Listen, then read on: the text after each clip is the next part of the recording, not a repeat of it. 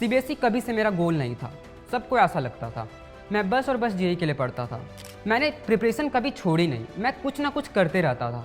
Advance के पहले भी मैं रोज़ 13 या 14 घंटे रोज़ पढ़ता था। और मैं सबको यही मैसेज देना चाहूँगा कि जो आईआईटी है वो एक कोई टैग नहीं है, वो एक वर्च्यू है जो कि हार्ड वर्क, इंटीग्रिटी, कंसिस्टेंसी और आपके जिद्दीपन से हासिल की जा सकती है। भले आपको कोई एनकरेज ना करे ड्यूरिंग जेईई प्रिपरेशन, बट आप खुद को एनकरेज करो। ये पेन ही है जो आपको एक आईआईटीएन बना सकता है। एक इंस्टीट्यूशन बहुत ज़रूरी है, क्योंकि आफ्टर ऑल आपको नेशनल स्पोर्ट्स एकेडमी नहीं चाहिए, आपको एक आदमी चाहिए, महावीर सिंह फोगाट, और वही आदमी अलग सर है आईआईटी जेईई के रेस्पेक्ट में। The more we bleed in our bloody rehearsals, the lesser we sweat in our tormenting repercussions.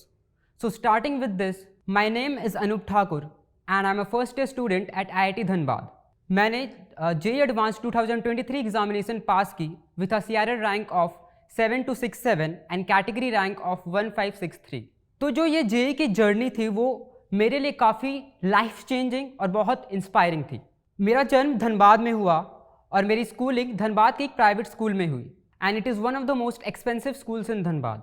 मेरे पापा का सपना था मेरे जो तीनों बच्चे हैं वो एक इंग्लिश मीडियम स्कूल में पढ़ाई करेंगे।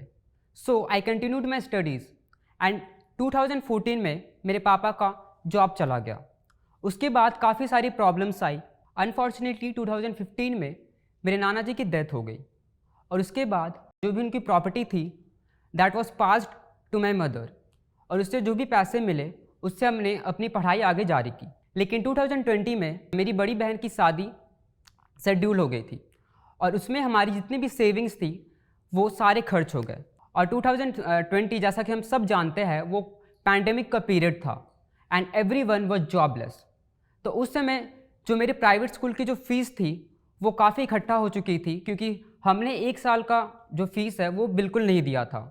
तो उसके बाद जब मैंने क्लास 10th की बोर्ड एग्ज़ाम पास की तो उसके बाद मुझे कोई भी डॉक्यूमेंट स्कूल से नहीं दिए गए। उसके बाद मैं काफ़ी डिप्रेस रहने लगा। मतलब कि मैंने डिसाइड कर लिया था कि भाई इस साल नहीं होगा, ड्रॉप ले लेते हैं, अगले साल 11th में एडमिशन करवा लेंगे। लेकिन मेरे पेरेंट्स और मेरी जो सिस्टर है उन्होंने होप नहीं छोड़ी और luckily at the last moment हम एक माइक्रो फाइनेंस कंपनी से 42,000 रुपीज़ का लोन सैंक्शन हुआ, जिससे हमने पहले स्कूल की फ़ीस भी भरी और दूसरे स्कूल में एनरोलमेंट भी किया। और तब say that was the main turning point in my entire life. उसके बाद मुझे पता चला कि आईआईटी और जेईई ये सब क्या होते हैं। इसके पहले मैंने नाम तो सुन रखा था बट मुझे एक्चुअली बिल्कुल भी नहीं पता था कि इससे होता क्या है actually. In the month of May एक भैया मेरे घर आते हैं और उन्होंने मुझे बताया कि उन्होंने अपनी जो जेईई की प्रिपरेशन है वो एक इंस्टीट्यूशन से स्टार्ट कर दिया। तो उसी से वो बात होता चला गया और मुझे भी पता चला। तो उन्होंने कहा कि यूट्यूब में उसका सारा कंटेंट अवेलेबल है और उन्होंने फिज़िक्स वाला अलक पांडे सर की पहली वीडियो स्टार्ट कर दी जो कि वेक्टर्स की थी। तो उसे मैंने देखा और काफ़ी मुझे पसंद आया। फिर मैंने भी डिसाइड किया कि भाई ये कर सकते तो मैं क्यों नहीं कर सकता, मैं भी एक ट्राई दे के देखता हूँ। तो फिर ऐसी मेरी जो जेईई की जर्नी है वो स्टार्ट हुई और जून में मैंने फ़िज़िक्स वाला का सब्सक्रिप्शन परचेज़ कर लिया और उसके बाद ऑफिशियली मैंने जेईई की प्रिपरेशन स्टार्ट कर दी। और फिर ऐसी चीज़ें चलती रही। दिवाली में एक एकेडमिक प्रॉब्लम आया। जो कोऑर्डिनेट ज्योमेट्री जब स्टार्ट हुआ तो उसमें मेरे डीपीपीज़ में मार्क्स बिल्कुल कम आते थे। फिर बाद में मेरी तबीयत भी बहुत ख़राब हो गई थी तो उसमें मेरी जो प्रिपरेशन है वो काफ़ी नीचे गई। 11th रिलेटिवली हार्ड था एकेडमिक के टर्म्स में, बट जो 11th के लास्ट में मेरी जो 11th थी वो अच्छी थी, उतनी ख़राब भी नहीं गई थी जैसे कि सब कभी कंप्लेन करते हैं। जो मेरा स्कूल था वो that was 8 kilometres from my home and I used to cycle 16 kilometres daily to an institution that was utterly unproductive for मी।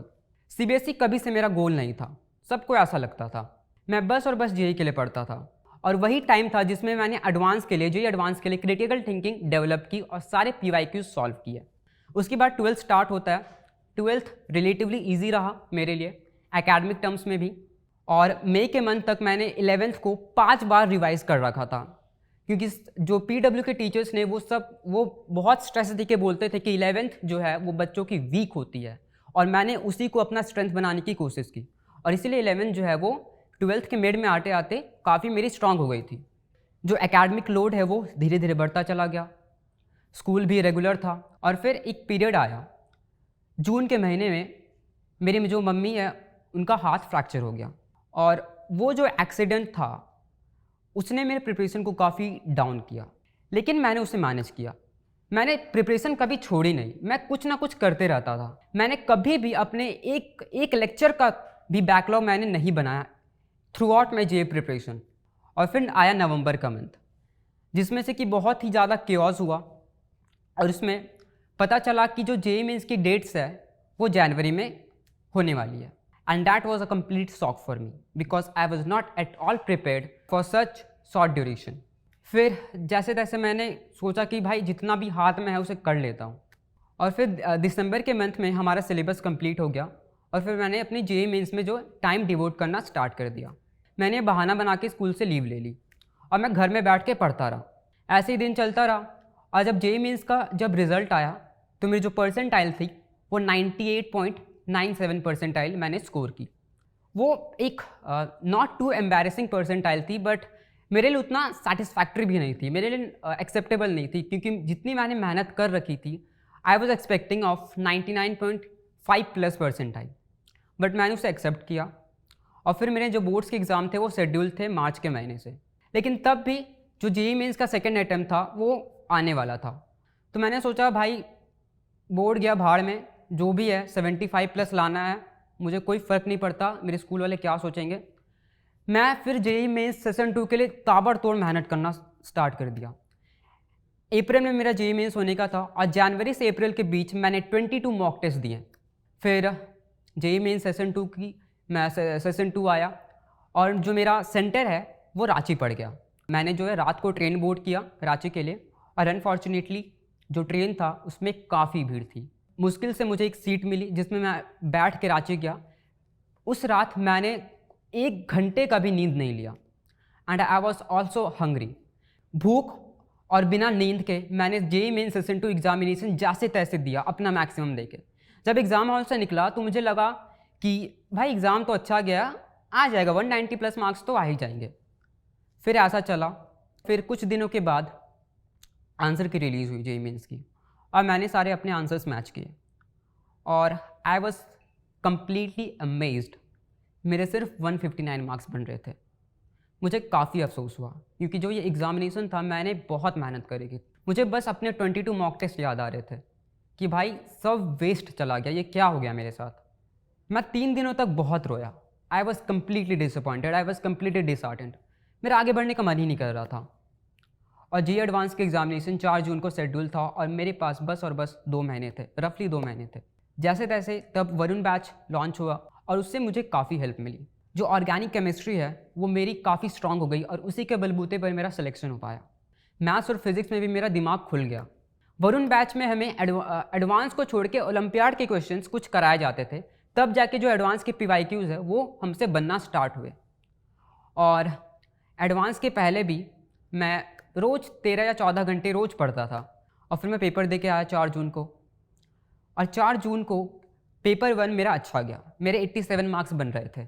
और वो जो ब्रेक मिलती है 2 घंटे का, उसमें मतलब कि मेरा जो दिमाग है वो बिल्कुल ब्लैंक हो गया था, मैं कुछ नहीं सोच पा रहा था। और अनफॉर्चुनेटली मुझे पता नहीं था, और मैंने एक समोसा खा के मैं पेपर 2 देने चला गया, एक समोसा खा के। और जब मैं अंदर घुसा तो गर्मी बहुत ज़्यादा तेज़ थी, क्योंकि जो मेरा एग्ज़ाम सेंटर था वो एक बहुत ही रिमोट प्लेस में था। मैंने पेपर 2 स्टार्ट किया, क्वेश्चंस बनाए, मैंने केमिस्ट्री से स्टार्ट किया, और मैं धीरे धीरे आगे बढ़ता चला गया। फिर 3:30 और 4 के बीच में ऐसा लगा भाई आगे अब नहीं हो पाएगा। मेरा दिमाग बिल्कुल बंद हो गया था, बिल्कुल बंद हो गया था। Weather was very very uncomfortable for me, but जैसे तैसे मैंने पेपर 2 दिया और मैक्सिमम मार्क्स स्कोर किए, और उसमें जो मेरे मार्क्स थे वो 151 बने। जब आंसर की रिलीज़ हुआ तब मैंने अपना आंसर की मैच किया, और जो मेरे मार्क्स थे वो 138 मार्क्स स्कोर हो रहे थे। 4 जून को मेरा रिज़ल्ट डिक्लेयर हुआ, और जो मेरी CRL रैंक थी वो 7267 थी, और कैटेगरी रैंक 1563। मैंने ये रैंक एक्सपेक्ट तो नहीं करी थी, लेकिन वो इतनी ख़राब भी नहीं थी।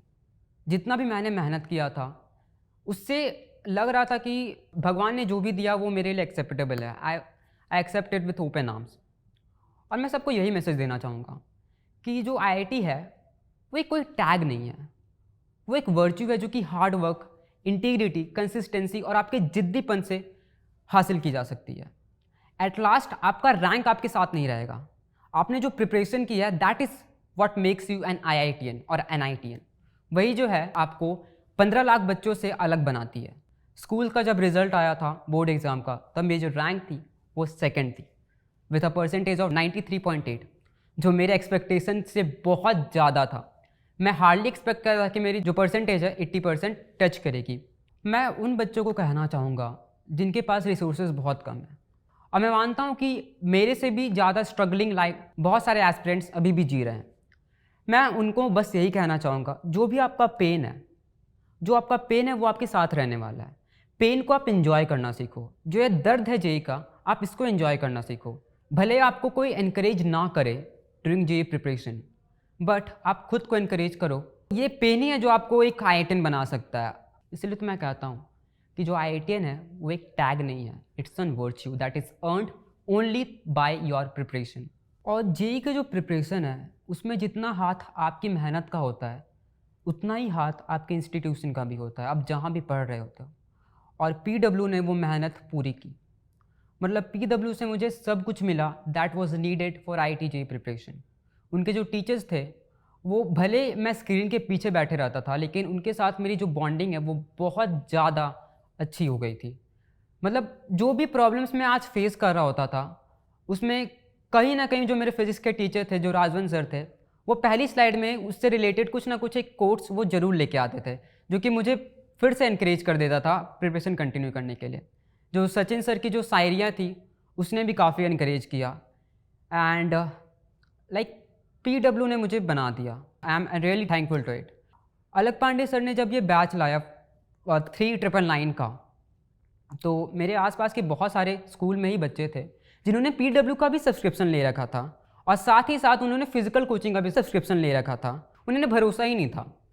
लेकिन मैंने सिर्फ और सिर्फ ऑनलाइन बेसिस पर ही PW से क्लासेस की और मेरा सिलेक्शन हो गया। मैं अपने स्कूल से पहला IITian हूँ, और यही जो मेहनत है आपके टीचर्स की, एक प्लेटफॉर्म की, ये काफ़ी क्रूशियल है आपके लिए। और जो PW का जो लेक्चर्स का टाइमिंग था, वो लेक्चर्स कभी मुझे एक बर्डन का टाइम पे कभी नहीं लगे। मैं उसके एंजॉय करता था। मैं हमेशा लाइव क्लासेस ही करता था, और मैं आपको भी रिकमेंड करूँगा कि आप लाइव क्लासेस ही करें, क्योंकि जो इंट्रैक्शन है टीचर्स के साथ, जो मिल्ड हंसी मजाक भी होती है, वो भी बहुत ज़्यादा क्रूशियल है आपको एनकरेज करने के लिए। और एक इंस्टीट्यूशन बहुत ज़रूरी है, क्योंकि आफ्टर ऑल आपको नेशनल स्पोर्ट्स एकेडमी नहीं चाहिए, आपको एक आदमी चाहिए, महावीर सिंह फोगाट, और वही आदमी अलग सर है IIT JEE के रेस्पेक्ट में। Therefore thank you very much. ये मेरी स्टोरी थी। Thank you.